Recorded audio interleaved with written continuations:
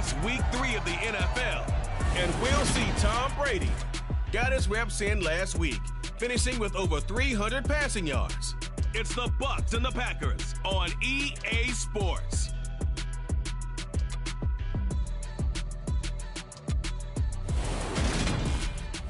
Still a bit warm here in Florida, but really all things considered, a wonderful fall afternoon for football here in Tampa at Raymond James Stadium. Today, it's week 3, and we've got a good one in store between the Green Bay Packers and the Tampa Bay Buccaneers. With Charles Davis, as always, I'm Brandon Gaudin. Charles, you talk about storylines in this one. I think it begins and ends with our two quarterbacks, certainly two of the best in the business. And nowadays, I don't think you can get by for long periods of time without a top-flight quarterback. The way the game is played, with all the responsibility he has and how the game flows through him, if he's not on the top of his game, your team's not going to benefit at all.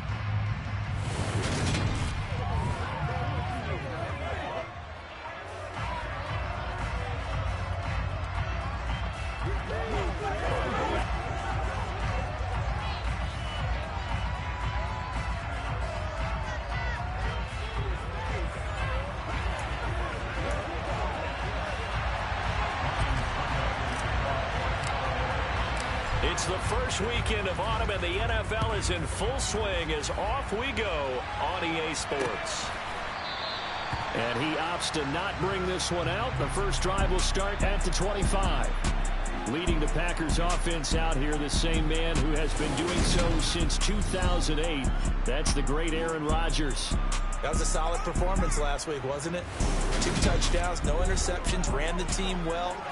Won the ball game. Bottom line, may not have been earth-shattering, but it didn't need to be.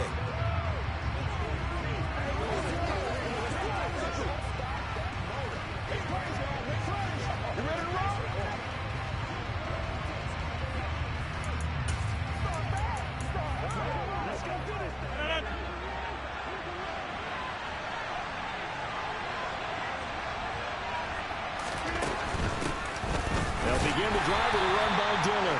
And he is going to lose yardage here. Call it officially a loss of 2 on the first play from scrimmage. Second down. This defense is a difficult one to prepare for, one of the best in the league. They'll come at you from all angles, and they did a nice job there stopping him for a loss. The opening play of the drive goes backwards. Now they'll come up on 2nd and 12. Working from the gun, Rodgers. He finds Randall Cobb with a completion. So 8 yards on the completion there, and now it's 3rd and 4. In search of 4 yards here to pick up the first down. From the gun on 3rd down, Rodgers. And that is incomplete. That was their first 3rd down try of the game, and clearly something was off in the execution of that play. Good news, they've got a whole game left to clean that up and start clicking on those key 3rd down throws. Here comes Cohen. And that'll be a return of 12 following a very nice punt.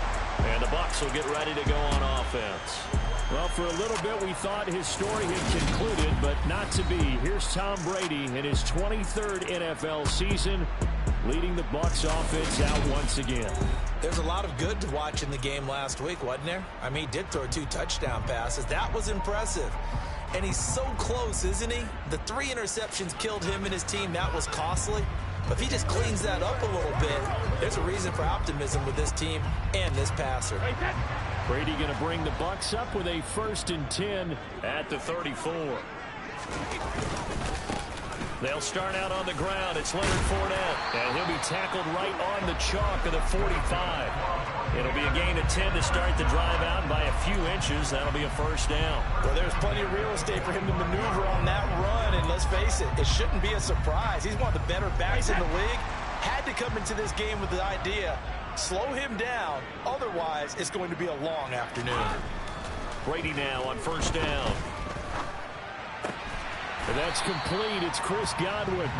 And they'll get him down on the other side of midfield. 2nd down and 3. The Buccaneers at 1-1 through 2 games thus far. It's not a start that's going to set the world on fire, but they've been pretty solid nonetheless. And the first thing that crosses my mind, it certainly beats the alternative of starting 0-2. I do think that this is a team that's going to take a little time to find its footing. Hard to navigate the always tough NFL. Brady to his tight end, Bray, for the Tampa Bay first.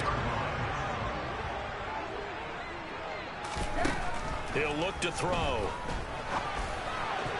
And this one almost intercepted.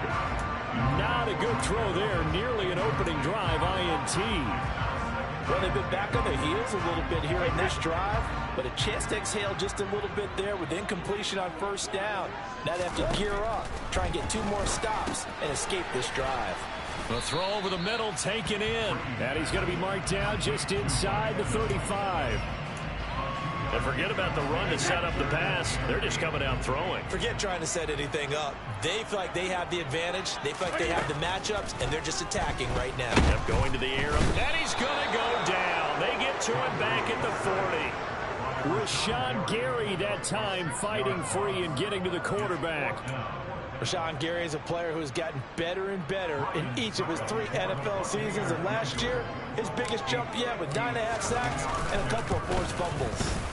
And this is good from 57 yards out. That was bombs away right there. That also a career-long kick for the veteran, Charles. Yeah, how about what he just got done there? We always knew he had a big leg. But how about everything coming together perfectly on that one? Great leg swing, and bang that one through. Suckup now set to kick it off following the made field goal. No run back here, down to a knee, and this drive will start at the 25. The Packers offense here coming back out for their second drive. And the last drive, their first drive, 3 and out. What changes here, if anything? I think it's making sure the guys that you trust the most with the ball, the biggest playmakers you have, that they touch it on this possession to try and get things moving. So get it to the horses. Without a doubt. They're the ones that typically end up in the end zone. A quick first down pickup. Good start after going 3 and out on their opening drive.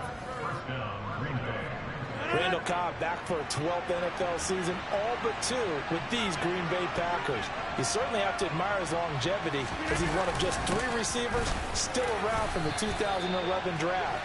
He may not be the top receiver on your team, but he still contributed 375 yards last season and a first down here.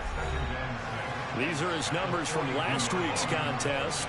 21 carries, 72 yards, and a touchdown. They're coming off of back-to-back wins, and I think a lot of credit belongs to this guy right here because, to me, he's not only carried his weight, he's carried a few other guys along as well. He's helped draw defensive attention away from not just him, but open things up for his teammates, too. So if this winning streak is going to continue to have some legs to it, he has to remain effective and put together another nice game. And he's going to be met at the line of scrimmage and taken down. No gain on the play there, so they're left with a 3rd down and 6. They are in need of 6 yards here if they hope to move the chains. Throwing is Rodgers on 3rd down. They'll set up a screen for Dillon. And he'll be out of bounds just shy of the 40. It's a gain of 16 and a first down for the green and gold. We can talk all we want about football being a game of strength and brawn. It's also a game of mismatches, and they're trying to create one there, getting it to their back out of the backfield to make a bigger play. As we often say, get it to him in space, let him use his leg. Yeah, if he can get a matchup against a linebacker or maybe a defensive end dropping out in a zone blitz, he's going to win that battle just about every time. Now a play fake. Rodgers. His throw incomplete. Had no command that time, but ended up putting a little too much heat on it, don't you think, Coleman? Absolutely. Just needed a touch more air under it. Instead, he fired an absolute bullet. They'll try and run for the first with Dillon. And he'll work it inside the 30 to the 29-yard line. They have the first down with that gain of 4 yards.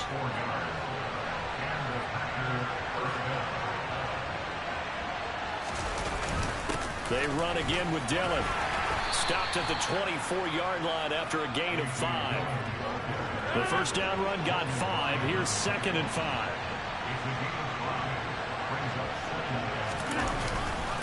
This is Dillon on the counter. They'll get him to the ground at the 20 following a pickup of 4. Some of the most unselfish players on any football team, defensive tackles, because we ask them to just eat up blocks and allow other people to make tackles.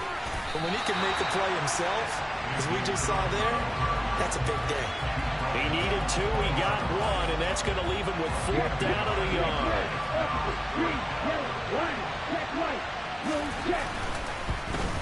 And Johnson's kick is good, and that will tie us at 3-3. So it was 4th down and 1 in the red zone, but they elect to take just the 3. And I'm a little bit surprised that that's exactly what they decided to do. I kind of thought that they would go for it in that situation. But sometimes I'm sure you just think to yourself, take the 3 points, put them in your pocket, and move on. Taking it about the 1. And a nice return sets him up pretty good here right at the 30-yard line. Tampa Bay, they're getting ready to set up shop here for their second drive. Last time out, you remember their drive stalled, but thanks to their kicker, booted a long field goal to at least get them 3. Now here they'll try to do better and find the end zone. And in our experience, how much fun is it for coaches to know that they've got a kicker who can nail it from long distance? Now, the hard part is, as an offensive play caller, you don't want that in your head too much where you're relying on it, and he goes out and gets the job done for them. But I'm quite sure he would be content to just kick extra points from here on out. Yeah, absolutely no question. I think his teammates would be okay with him just kicking the extra points as well.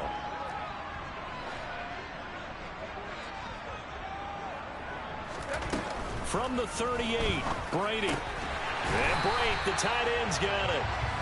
Second catch for him today, and it'll wind up a 1st down.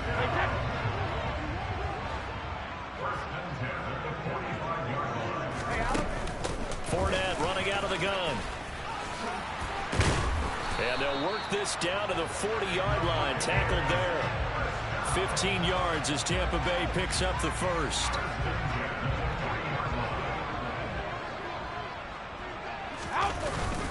Again, it's Fournette. And he'll power his way forward for about 4 yards there on the 1st down carry. This defense for the Packers, very strong last week as they helped their squad improve to 2-0 on the young season. I have to admit, I was extremely impressed by what I saw on tape because they stayed in the face of the quarterback the entire game, ended up getting 4 sacks total, and made it difficult for him to step up and find receivers downfield. Also made it hard for him to escape the pocket and run. Going for Evans, but that pass is intercepted. Picked off by Eric Stokes. There he goes, right side.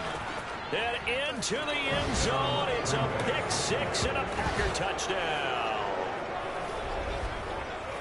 What you just saw there, first-round talent, second year, even more success. A pick-6 for a touchdown. A great play.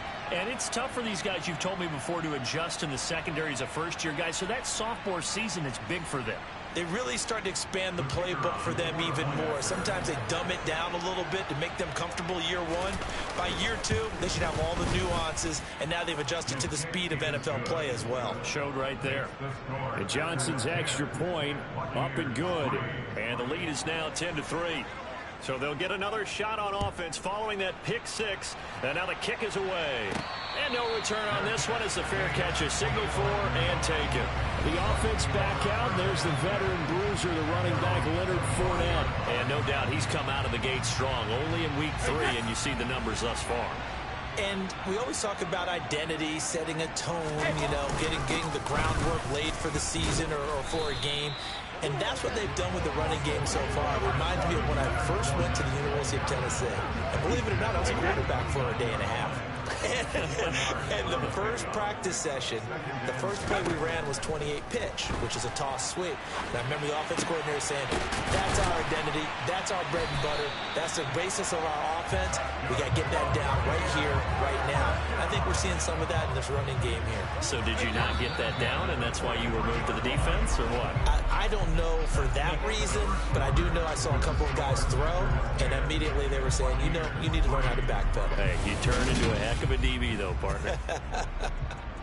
Second quarter now in Tampa Bay. It's the Buccaneers in control of the football as they've got it with a 1st and 10. Inside handoff now to Fournette. And he'll be taken down just shy of midfield. 48 yards rushing for him now in the ball game. 6 yards on that last play. Here's 2nd and 4. Now Brady. They'll swing this out to Fournette. And he is out of bounds inside the 35. The Bucs passing game looking good on this drive. It's a first down. Well, they use him a lot out of the backfield. He had 5 catches a week ago, and he makes another catch here for good yardage. This offense finding its legs now. Here's another 1st and 10. Up the gut, Fournette. A solid run on first down. Gain of 7 leaves him with a 2nd and 3. Well, no matter how they phrase it, staying on schedule, staying ahead of the sticks, whatever you want to call it, 7 yards on first down, that fits the bill.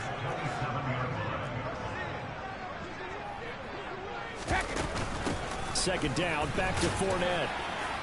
And he'll go down here right around the 23-yard line. 4 yards the pickup, first down.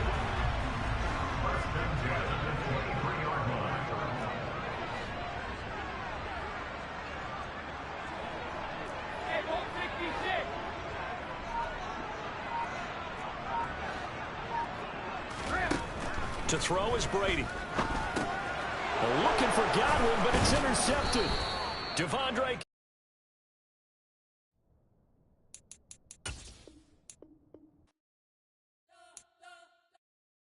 Spent your whole life trying to blow up, but Elohim never had time for